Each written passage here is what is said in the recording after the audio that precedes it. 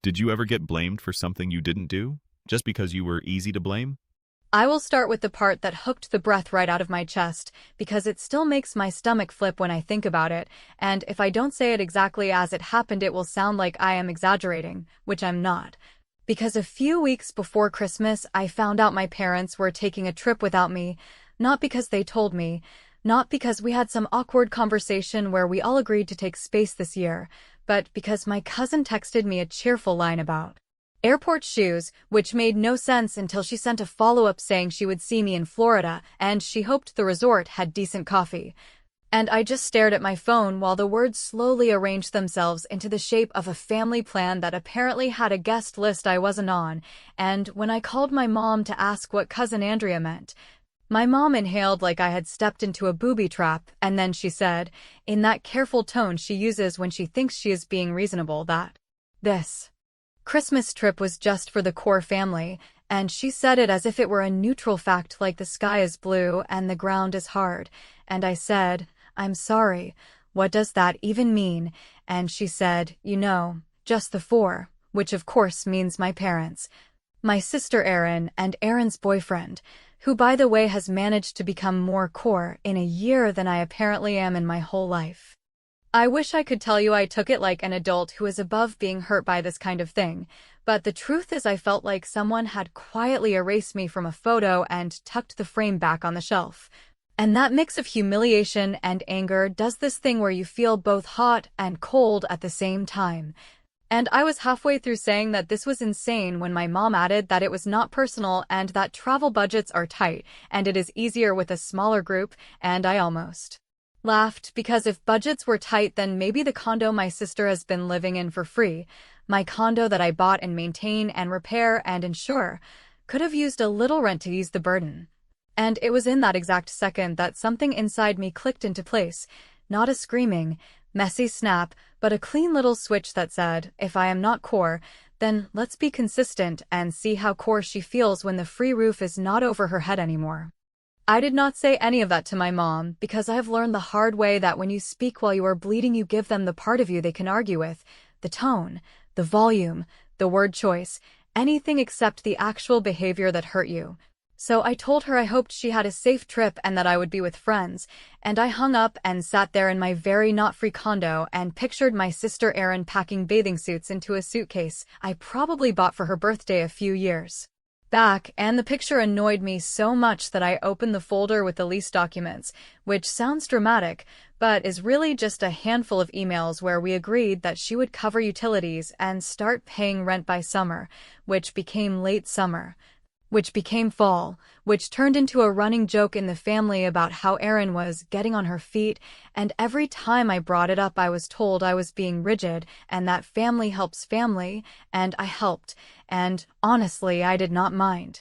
helping until I saw where I ranked on the family priority list, because apparently the return on investment is a sunny photo album without me in it.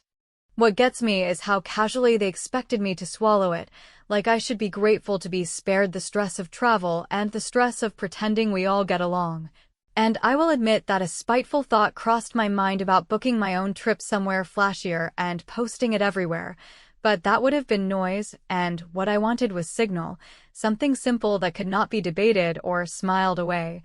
And that is when I remembered the line my dad loves to use about consequences. Being a teacher, which he usually says when I park wrong or ask him to call a contractor, and I thought, fine, let's let consequences teach.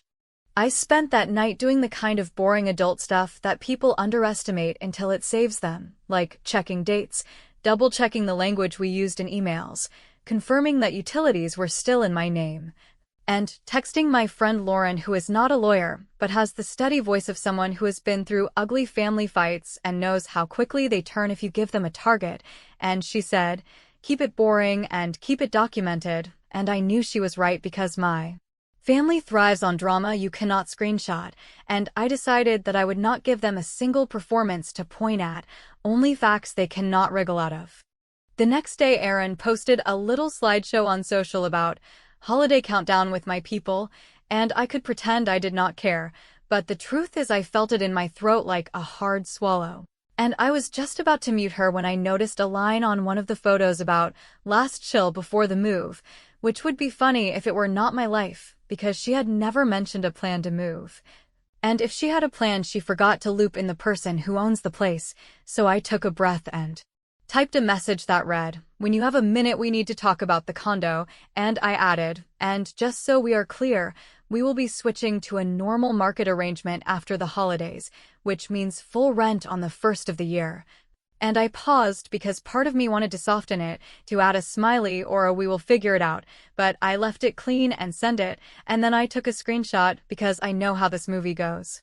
My phone rang within minutes, not Erin but my mom, which is exactly the choreography I expected, and she did the warm hello first, the "how are you, the are you eating?" And then the shift into concern where she said she had heard I was making decisions while feelings were high, which is mom code for, "Please do not disturb the family itinerary," and I told her that feelings were not the issue, terms were, and that I was simply aligning the living situation with reality, and she said, "Honey, it is Christmas," and I said, "Exactly, which is a time when people tell you who they are," and we both sat in that silence that is not peaceful, and she finally said, "Can we talk about this after the trip?" And I said, "Sure. But I will be sending Erin something in writing today, so there is no confusion when she gets back," and my mom sighed like she was carrying a cross up a hill and said she was disappointed, and I said, "Join the club."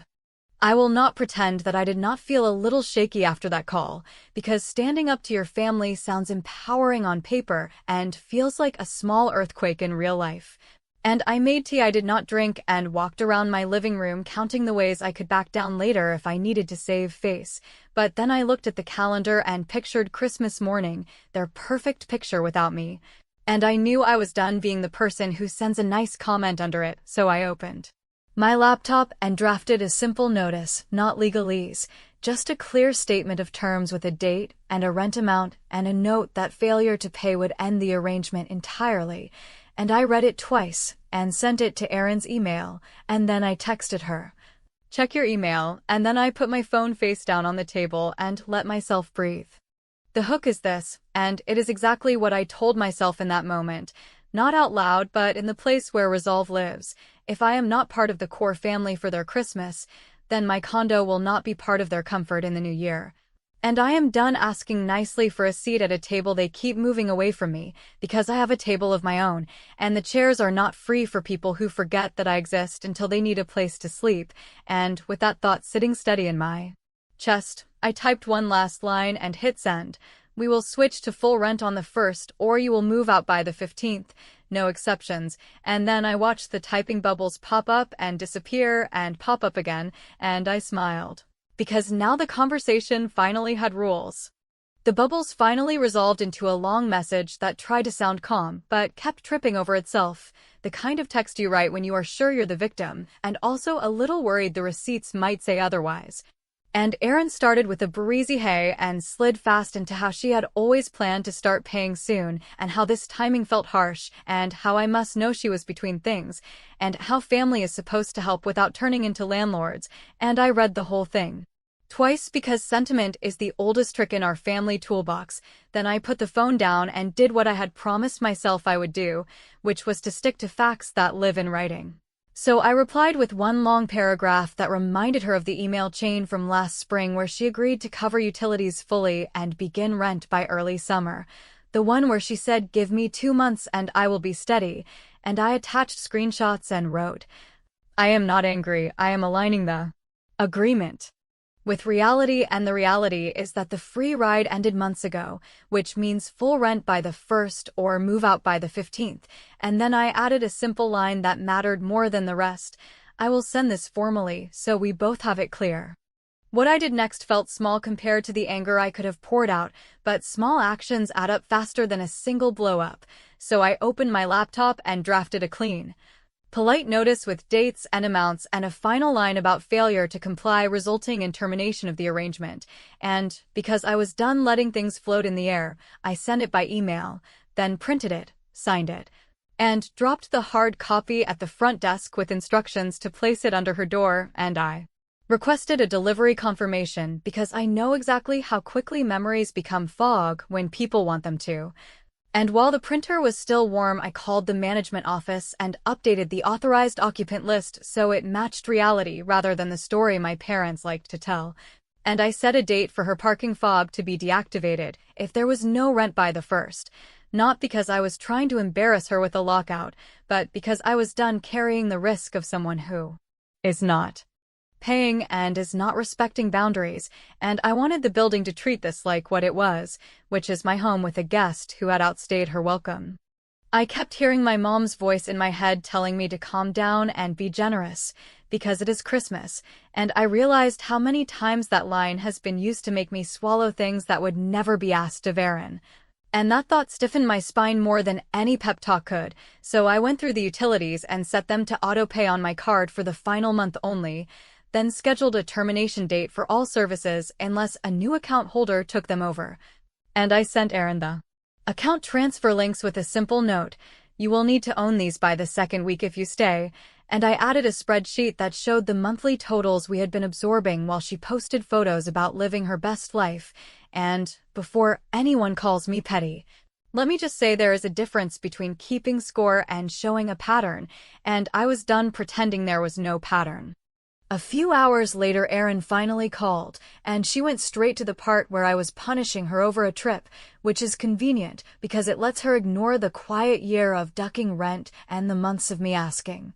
And she said I was making her choose between family and stability, and I said I was making her choose between accountability and continued comfort, and she said she thought sisters were supposed to be soft places to land. And I said a landing is not supposed to become a full-time address, and there was a stretch of silence where I could hear her breathing through regret or strategy. I honestly could not tell which, and then she said she would talk to Mom and Dad, and I said that was her right, and we hung up. And I could see the next moves lining up like airport gates.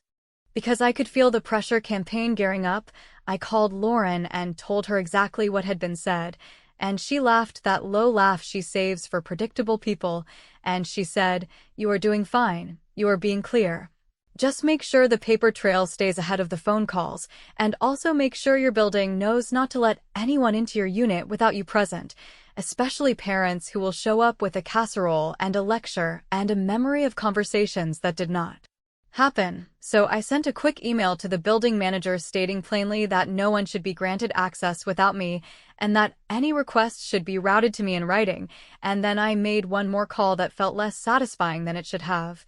which was to a storage company to reserve a small unit for a month starting the day after the move-out deadline, just in case I ended up having to pack things myself to avoid drama inside my home, and I told myself it was not aggressive, it was a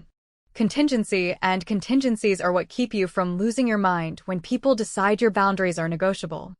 By late afternoon, the family group chat bloomed like a rash. Pings I ignored because there is nothing productive about a 3-on-1 where the goal is not to understand but to pressure, and instead I sent Aaron one last practical message, confirming that a cashier's check or bank transfer for the full amount would clear the first requirement, and discussing a walkthrough date if she chose the move-out route, and I added that if she needed a letter of reference for a new rental stating she had been a respectful occupant, I would provide it without commentary about the money, which was me being fair even if no one clapped for it. And within minutes, she posted another story about packing for the trip with a caption about how some people only love you when you pay them, which was meant for me and probably for anyone who would send her a sympathy heart. And I made a decision right then that I would not answer to the audience she was recruiting. The small revenge in all of this, and I say small because it is just a practical adjustment that happens to sting more than a speech, was setting her access to match her behavior rather than the fantasy my parents push. So along with the letter and the utility deadlines, I asked management to block guest packages from being accepted under my unit unless I personally approved, because the lobby had basically turned into Erin's personal mailroom. And I put a hold on the spare parking past that her boyfriend kept using like it was his by birthright, and I set an automated email that would go out the morning of their return stating plainly whether rent had been received and what would happen next.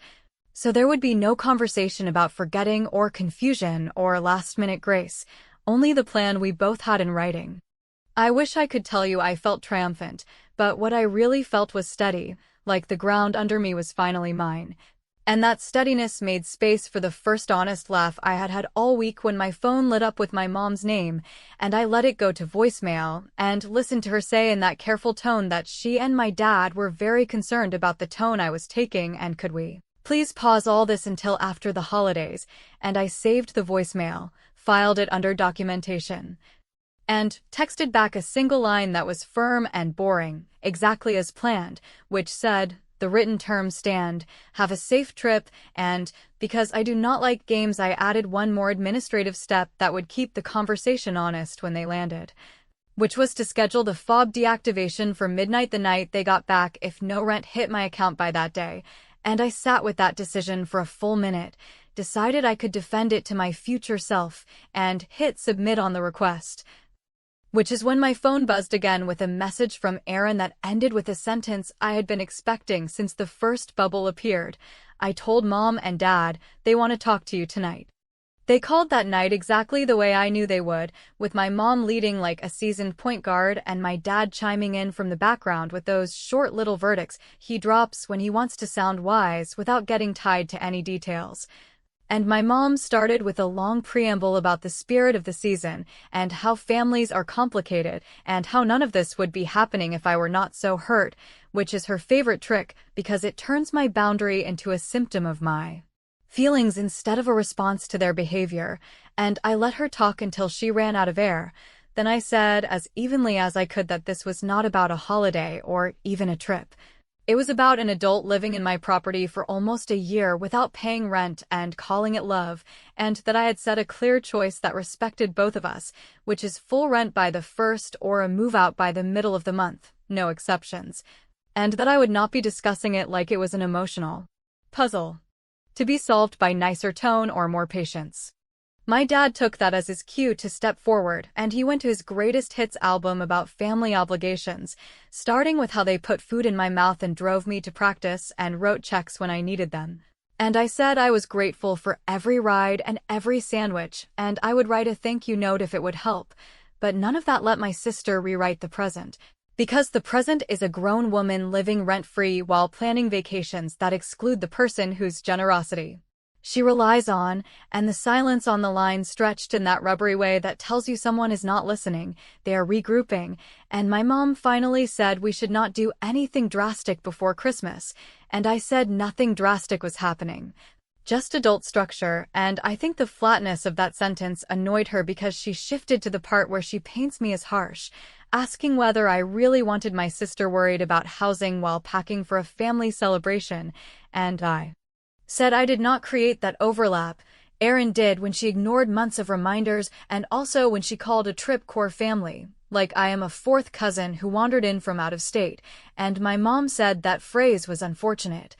And I said it was accurate enough for a plane ticket, but apparently not accurate for a lease, and I could hear her realize I was not giving her a hook to hang me on. Because I have done this dance before, I kept my voice low and my sentences plain, and I repeated the terms in the exact same words each time they tried a new angle, which did not make for good drama, but did shift the ground under our conversation. And when my dad pivoted to a money offer and said they could cover a portion of the rent for a few months until Aaron was settled, I said I appreciated the gesture, but it would not change the structure, because either Aaron was a tenant paying full market rent directly to me with a security deposit and a signed addendum, or she was moving out on the date I had already given, and I added that I would not be accepting partial payments because I had no interest in refereeing late fees between siblings. And I heard the paper rustle near my dad's mouth and knew he was holding his forehead the way he does when he thinks he is negotiating with a stubborn client, and I decided to remove the last bit of wiggle room by adding a practical step, which was that I had already reserved a small storage unit in case the move was the path she chose, so there would be no scramble or excuse about logistics, and that I would coordinate a reputable moving team for a short window on the deadline day if needed. And I would inventory everything and send a list, and that everything could be picked up against a signature, all clean and calm and respectful. My mom tried the personal lane next and said that this felt like payback for the trip, and I said it felt like me finally taking my own side, and then I did something that surprised even me. which was to offer one single olive branch in a form that could not be twisted into leverage, and I said that if Aaron wanted to stay, I would require first month, last month, and a security deposit by the first business day of the new year. Paid directly by her, no parental involvement, along with a signed addendum that made it explicit she had no claim to the unit, and that any lapse would end the arrangement immediately, and I said if she could not or would not do that, then I would conduct 2 short showings for prospective tenants the weekend after they got back from the trip, and I would need the common areas clear and the place reasonably presentable, and I paused to let the idea of strangers touring the space land in their heads. Not to be cruel, but to make the future real. There was a brittle sparrow of a laugh from my dad that said, "This is ridiculous," and my mom said I was humiliating my sister. And I said the only humiliation here was realizing how long I had let a bad situation run because I was afraid of exactly this call, and then I drew a line because I could feel the old reflex to smooth and placate creeping into my shoulders. And I told them I was done for the night, that I would send a written summary of my terms to both of them for clarity, and that I would be happy to talk after they got back if the conversation was about practical steps and not about feelings, and then I did something that felt like jumping into cold water, which was to end the call myself before they wound up for one more round. I typed the summary email with the subject line that read very simply housing terms and timeline, and I put the rent amount in words, the dates in words, the security deposit in words, the showing window in words, and the storage contingency in words.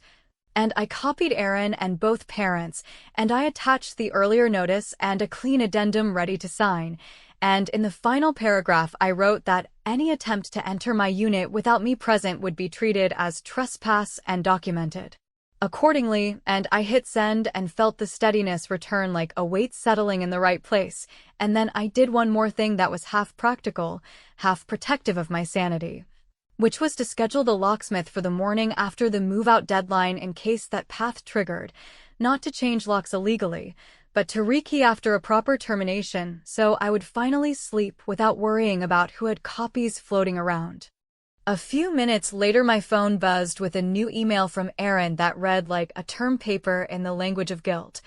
complete with a timeline of every time she thought she had supported me in my life, and closing with the sentence that people who love each other do not send notices, they talk it through, and I stared at that line for a full minute because it was so perfectly upside down. And then I replied with the shortest message I had sent all week, which was simply that I had talked for almost a year and the talking did nothing, which is why I chose structure, and that if she wanted to choose structure too, she knew exactly how, and I wished her a safe trip because I am not a monster, and closed my laptop. I had just started a show I was not really going to watch when the buzzer rang downstairs and the screen flashed my parents' names because of course they were not going to wait for after the trip. And my phone lit up at the same time with a text from Aaron that read, "We are here to talk face to face, open the door." And I looked at the intercom and at my phone and at the email I had just sent, and I realized this was the moment all the boring boundaries were supposed to hold, and I took a breath, pressed the button to speak, and said the line that would decide what tomorrow looked like for all of us. I pressed the intercom button and said, calmly and without the quiver I expected to hear in my own voice, that I was not opening the door and that if they wanted to talk they could reply to the email I had just sent, because from this point forward everything about the condo lived in writing, and my mom tried the soft plead while my dad tried the stern demand. And Aaron threw in a muffled insult that she probably thought sounded brave, but I repeated the line about written communication only, and I reminded them that any attempt to enter without me present would be treated as trespass and documented, and then I did the thing that finally ended the scene, which was to press end on the call and switch the intercom to do not disturb. Because if you are going to commit to boundaries, you cannot leave a side door open for a performance, and I stood there a long minute waiting for the adrenaline to settle, and when it did not, I opened a notes file and wrote down exactly what happened, because memory is slippery when guilt starts rehearsing counterarguments in your head. The next morning I woke up to the predictable group text about how last night was unnecessary and how I had ruined the mood before a family trip, and I ignored it because I had a list and the list was my sanity. And item 1 was confirming the storage unit reservation in my name with a start date the day after the move-out deadline, and item 2 was booking a small moving crew for a tower window on that same day in case Aaron chose silence over action. And item 3 was drafting a plain inventory template so I could list every item I touched, with photos, box numbers, and a pickup receipt line that required her signature. And I do not care how cold that sounds, because cold is what keeps you from being dragged into an argument that starts with a lamp and ends with your childhood. And then I sent a message to the building manager with the exact move-out window and a note that any large item removal would be done quietly and professionally with their elevator reserved, and I copied the email to myself and to Aaron with the subject line that no one could spin into drama, logistics, and access. Because I am not trying to be a villain in my own life, I gave her 2 real options in that email, the stay path and the go path, and I spelled out the stay path again in clean words: first month, last month, and security deposit by the first business day. Utilities transferred by the end of the second week. Signed addendum attached, no parental funds, no partials, and I spelled out the go path walkthrough on the morning of the deadline. Movers on standby for the next block, storage unit. Reserved for 30 days under her name once items were transferred, pickup against signature, no fees if picked up within that window, and I ended with the sentence that kept me honest, which said that if neither path was chosen by the deadline, I would proceed with the second, because pretending there is a third path called stall until Melissa caves is how we ended up here. And I sent it and immediately forwarded it to my own non-work email, because I have seen emails vanish when the story needs them too. While they packed for their sunshine getaway without me, I did the dull housekeeping that people love to call petty until they need it themselves, like changing the package instructions at the front desk so no parcels would be accepted under my unit without my approval, and setting a hold on the spare parking pass that her boyfriend had treated like a birthright. And I walked through the condo with my phone on video, talking a simple timestamped narration that named the condition of everything, from the couch to the blender, and I boxed up only the things that were clearly mine from common areas and labeled the boxes with my initials so that when the inevitable drama about who owned what began, I could open a folder and end it in 20 seconds instead of taking a tower tour of memory lane, and I put a printed copy of the addendum in a clear folder on the kitchen counter like a polite dare. Every day of their trip came with a matching text from my mom about peace and love, and how these calls are hard on her blood pressure, and could I please be sensible and wait until the new year. And every day I replied with a short note that said the written terms stand, and I hoped she was resting and staying hydrated. And every time I typed that line, I felt a little more like the floor under me was finally not moving. And on the third day, a cousin sent me a photo I did not ask for of the 4 of them at dinner with a caption about core family time, which would have gutted me a month ago, but now it felt like a screenshot for the file titled Reasons I Chose Structure. And I closed the message and opened my banking app and set a tiny automation that would trigger a polite email at 9 in the morning on the day they returned, stating clearly whether rent had been received and exactly what would happen next. And I know that sounds like overkill, but automation is a gift when people thrive on last-minute feelings. I also did one small thing that might seem theatrical but was actually the cleanest way to force a decision, which was to schedule 2 short showings with pre-screen tenants for the weekend after the deadline, not because I was desperate to replace Aaron overnight, but because I wanted a concrete stake in the ground that made delay expensive, and when I sent that note to Aaron I paired it with something generous to keep my side of the street clean, offering to write a neutral reference that confirmed she had been a respectful occupant with no notes about money if she took the move-out path, and I meant it, because I do not need to poison anyone's next chapter to secure my own. The night before their flight home, I packed the small things that were unmistakably hers into clean boxes labeled by room, and I left her bedroom untouched, because that is a boundary line you do not cross until the ink is dry on the path she chose. And I set the boxed items near the entry so the movers could load quickly if that became necessary. And then I did the tiny last steps that give people with my personality type actual relief, like laying out the printed inventory template with pens, confirming the elevator reservation, and double-checking the fob deactivation schedule for midnight if no rent hit my account by the end of that day. And when the clock crossed 11 at night and my account was still quiet, I took a breath that felt like closing a chapter, and I let the schedule run because I was done changing settings to save other people from the mirror.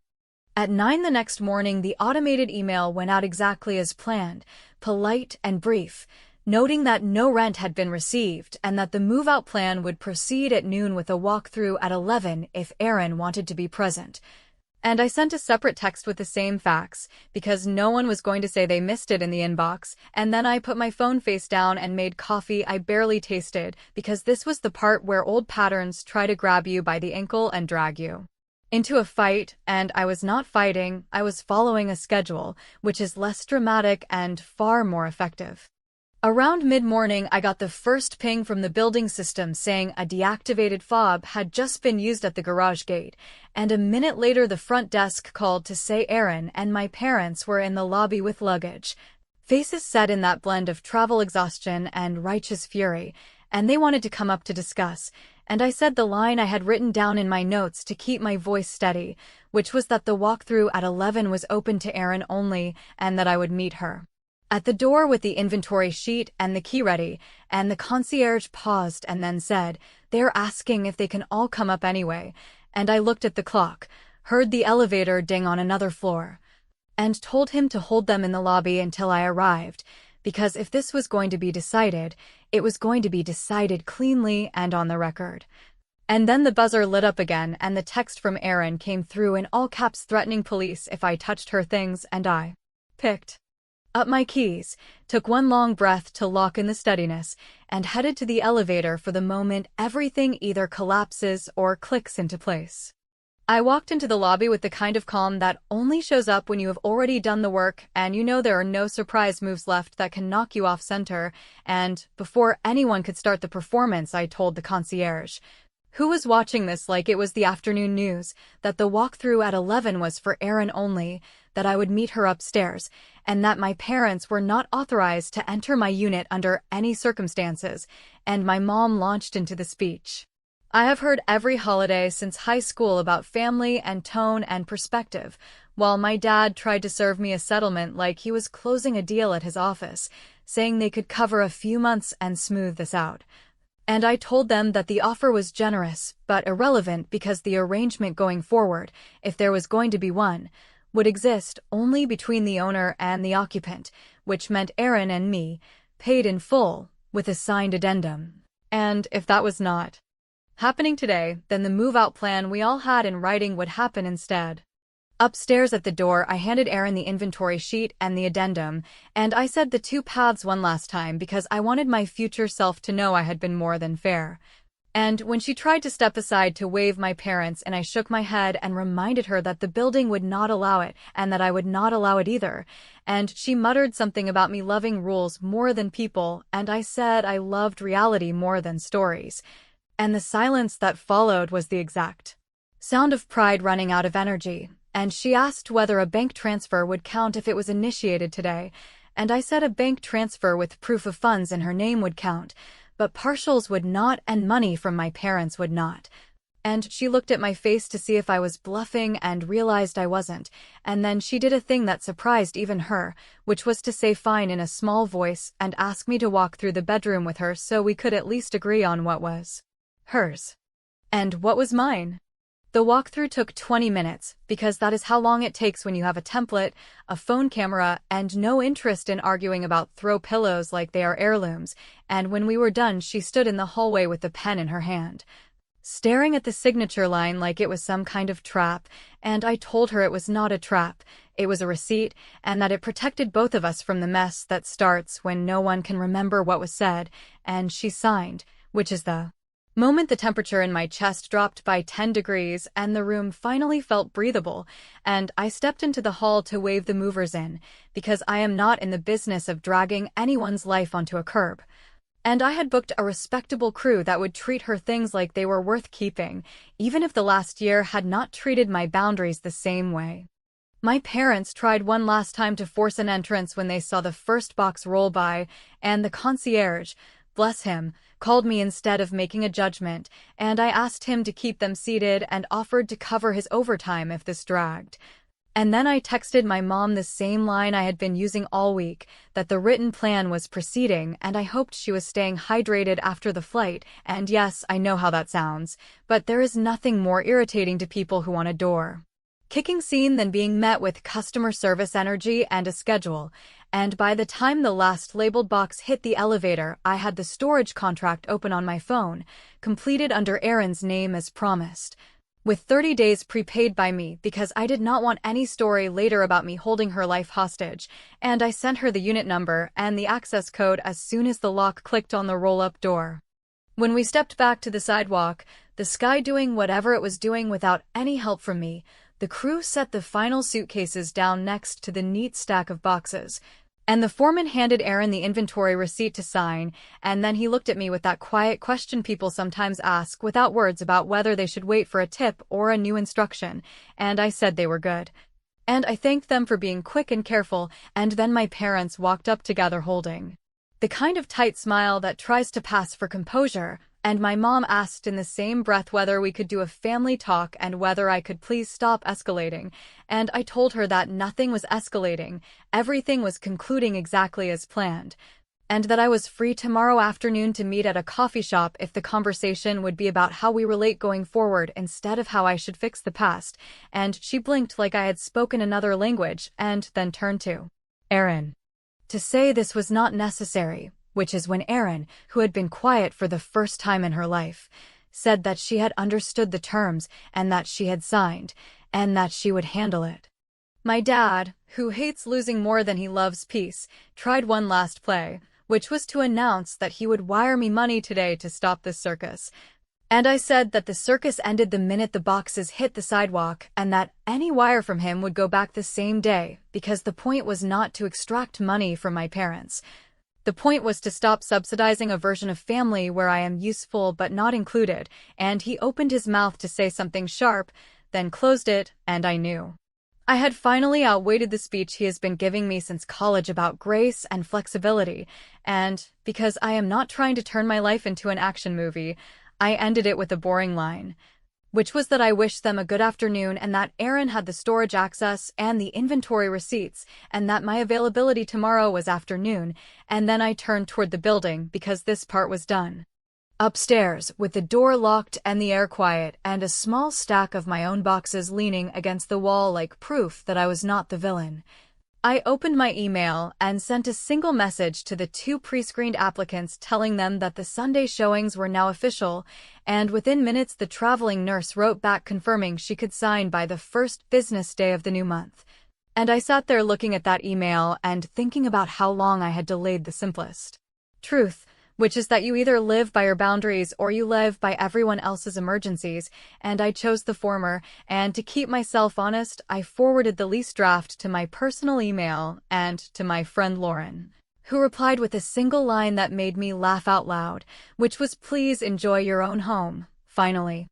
It did not take long for my phone to light up, first with Erin asking if I would speak to her new landlord as a reference, which I agreed to do, because I meant what I said about not poisoning the next chapter. And then with my mom asking whether we could meet tonight instead of tomorrow because things felt fragile, and I typed a reply that was as gentle as I could make it while still being the exact shape of my boundary, which said that I was not available tonight and that tomorrow afternoon still worked, and that a family talk could happen as soon as we all agreed on a new rule, which was that help would never again be tied to silence, and I sent it and put the phone face down because I did not need to watch the bubbles this time. I already knew the shape of their answer.